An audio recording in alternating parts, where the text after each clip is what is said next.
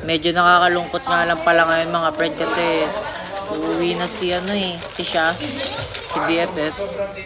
BFF, uwi ka na?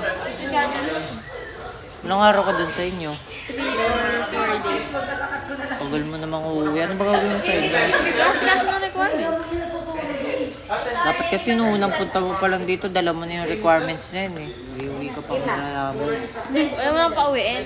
Pagkasikaso lang ako ng requirements, babalik din ako. Tunabot? Eh, ikaw kasi, sinanay mo kung ikaw lang kasama dito eh. Babalik naman. Kaya mo yun, 3 or 4 days lang. Pero naman social media, makakontak mo pa din ako. Baka naman matagal ka pa sa inyo. Hindi oh, papasukan na. Kasuhin ko nga lang yung requirements ko. Hindi, basta pag-uwi mo, wala kang BFF sa inyo. Baka naman pag-uwi mo, may baka ng BFF. Siyempre, wala. Ikaw lang ang isang best. Promise yun ah.